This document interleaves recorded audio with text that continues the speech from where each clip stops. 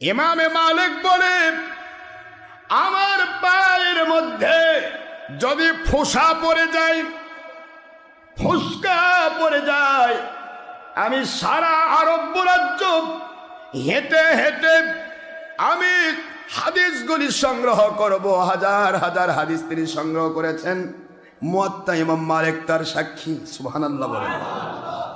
মুয়াত্তা ইমাম মালিকের ভিতরে যে সহিহ হাদিসগুলি তিনি গ্রহণ করেছেন, পুরা মক্কা মদিনা আরব রাজ্য হেজাজ হাজরামাউত পুরাটা যখন তিনি হেঁটে হেঁটে চললেন, শাগিরদেরা প্রশ্ন করে, ও আল্লাহর ওলি, জুতা পরা তো সুন্নতের খেলাফ নয়, জুতা পরলে তো সুন্নত আদায় হয়। আল্লাহর বন্ধু তো জুতা পরেছেন, আপনি কেন পায়ে জুতা পরেন না? সুবহানাল্লাহ বলেন। আল্লাহর ওলি, কোন কিছুতে আরোহণ করা এইটা তো কোনো গুনার কারণ নয়।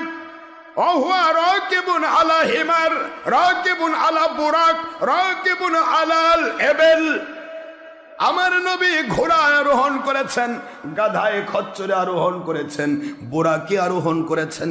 আমার নবীজি পাক সাল্লাল্লাহু আলাইহি ওয়াসাল্লাম তিনি তো উটে আরোহণ করেছেন, আপনি কেন কোনো কিছু বাহনের উপর আরোহণ করেন না? ও আল্লাহর ওলি, জানতে চাই এমনটি কেন হচ্ছে? সুন্নতের খেলাফ হওয়া তো এটা ভালো নয়। সুন্নতের মান আছে না নাই?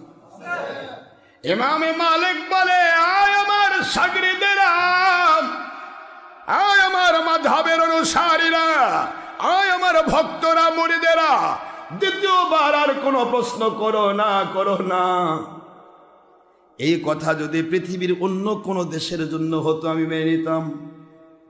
পৃথিবীর সকল দেশে জুতা পরে বেড়ানো সুন্নত আদায় হবে, কোনো সমস্যা নাই। কিন্তু পুরা মক্কা মদিনায় অলিতে গলিতে কোন জায়গায় না জানি আমার নবীজির পা মুবারক পড়ে গেছে।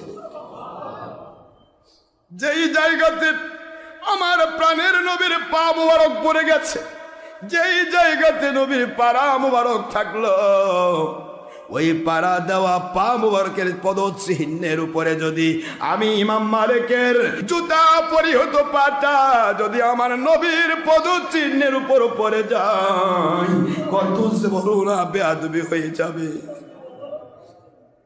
মদিনার নবী রওজা পাকে বসে বলবে, রে ইমাম মালিক, আমার পায়ের উপর তুমি পাড়া দিয়েছো, সহ্য করতে পারবো না।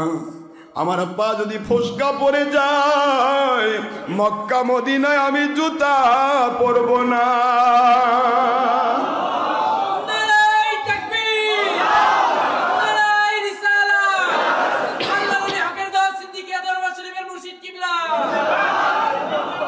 পায়ে যদি ফোসকা পড়ে যায় চলে যাক, পা যদি ফেটে যায় চলে যাক।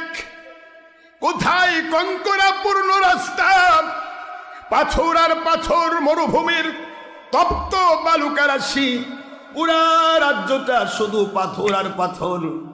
এখনো এই মুহূর্তটা যে এসি দিয়ে ভরা, তারপরও পায়ে খালি পায়ে চললে পায়ে ফোসকা পড়ে যায়। খালি পায়ে গেলে কি হয়?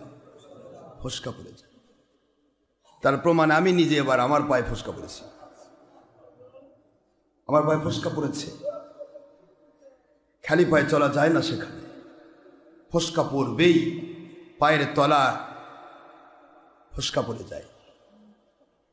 তাহলে সামান্য কয়েকদিন হাঁটা, এখানেই ফোসকা পড়ে আমাদের। ইমাম মালিক রহমতুল্লাহ সারা জীবন তার পায়ে জুতা দেননি, তার কি অবস্থা ছিল? একটু কি চিন্তায় আসে? বাংলাদেশে মুন্সিরা কি ফতোয়া দিত, এই সুন্নতের খেলা, বেদাত করলো, বেদাত, নবী জুতা পরছে, আমি জুতা পরবে না। দেও তো একটা মুন্সি ফতোয়া, পারবে কি? এ তাকওয়া সবার পক্ষে সম্ভব নয়। তাকওয়া আলাদা জিনিস, তাকওয়ার মর্যাদা অনেক বেশি। আল্লাহ বলেছেন, ইন্না আকরামাকুম ইনদাল্লাহি আতকাকুম, তোমাদের মধ্যে সে তত বেশি সম্মানিত যে যত বেশি আমি আল্লাহর প্রতি তাকওয়া রাখে, সম্মান সে তত বেশি পাবে। তাকওয়াশীলের মর্যাদাই আলাদা। সূরাতুল হুজুরাতের 13 নম্বর আয়াত আল্লাহ বলে দিয়েছেন, ইন্না আকরামাকুম ইনদাল্লাহি আতকাকুম, তোমাদের মধ্যে সেই ব্যক্তিটা আমার কাছে সবচেয়ে বেশি দামি, সম্মানিত। কি রিকশাওয়ালা, কি ভ্যানওয়ালা, কি চাকরিজীবী, কি ব্যবসায়ী, কি কোন দল করে, প্রশ্ন নেই। সেই ব্যক্তি সবচেয়ে বেশি আমার কাছে মর্যাদাবান যেই ব্যক্তিটা আল্লাহ রব্বুল আলামিনকে ভয় করে, তাকওয়া অবলম্বন করে। জোরে বলুন সুবহানাল্লাহ। তাকওয়ার তো মর্যাদা আলাদা। এখানে কি ফতোয়া দিবেন আপনি? ইমাম মালিক রহমাতুল্লাহ আলাইহি বলেন, কেন আমি ঘোড়ায় চড়বো না, গাধায় চড়বো না, হেঁটে হেঁটে হাদিসগুলি সংগ্রহ করব?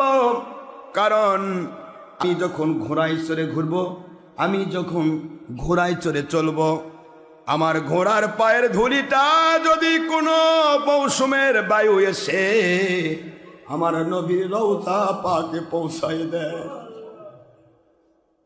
আমার নবীর রওজা পাকে যদি পৌঁছায় দেয় রে মুরিদেরা, তাহলে আমি ইমাম মালিক আল্লাহর হাবিবের কাছে কি জবাব দেব? ইমাম মালিক, তুমি মাতবরি করে অহংকার করে ঘোড়ায় চড়েছ, তোমার ঘায়ে ঘোড়ার পায়ের খুরের ধুলা আমি নবীর রওজা পাশে এসে ঢুকে গেছে, এই সহ্য করতে পারবো না, যার কারণে আমি কখনো ঘোড়ায় বা গাধায় চড়ব না। কোন পজিশনের মানুষ তিনি? সে আল্লাহর ওলি বলেন, আমি রাতের বেলা চিন্তা করলাম, মদিনার মাটিরে তুমি বড় ধন্য, তুমি বড় গণ্য, আমি ইমাম মালিক যদি মানুষ না হতাম, মানুষ না হয়ে যদি আমি মদিনার মাটি হতে পারতাম, মদিনার মাটি হইলে কি মর্যাদা পারত জানি না, আমার নবীজির পা মুবারকের অঙ্কন নিয়ে আমি ধন্য হয়ে যেতাম। মদিনার মাটি রে, যদি আমি মদিনার মাটি হয়ে যেতাম, আমার নবীজি রওজা পাক আমার ভিতরেই থাকতো। আমি ইমাম মালিক মানুষ না হয়ে মদিনার মাটি হইতাম। ইমাম মালিক রহমতুল্লাহ আলাইহি বলেন, আমার আল্লাহর কসম করে বলি, আল্লাহিল্লাযী নাফসি বিয়াদি, ওই মালিকের কসম, রাতের অন্ধকারে শুয়ে পড়লাম, আমার ঘরটা নূরের আলোতে আলোময় হয়ে যায়। লক্ষ্য করে দেখি আখিরি নবী, দু জাহান বাদশাহ, সাইয়্যিদুল মুরসালিন মুহাম্মাদুর রাসূলুল্লাহ সাল্লাল্লাহু আলাইহি ওয়াসাল্লাম আমার দরবারে তাশরীফ নিয়েছেন। আল্লাহর বন্ধু, কি খেদমত করব আপনার?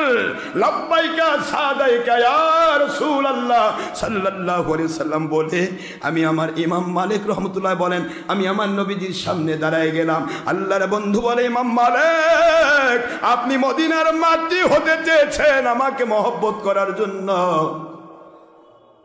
আপনার মহব্বতটা আল্লাহর কাছে কবুল হয়ে গেছে, আপনার মহব্বত কবুল হয়ে গেছে। ইমাম মালিক সারা দুনিয়ার মানুষগুলোকে জানাই দেন, দুনিয়ার মানুষেরা যদি পৃথিবীর যে প্রান্তেই থাক না কেন, ওরা যদি আল্লাহর সন্তুষ্টি পাওয়ার জন্য আমি নবীজির মহব্বত যদি ওদের অন্তরের ভিতরে রাখতে পারে, ওদের অন্তরটাই হয়ে যাবে মদিনা। আল্লাহু আকবার। মুসলমান, নবীজি পাক সাল্লাল্লাহু আলাইহি সাল্লামকে ইমাম মালিক দেখেছেন।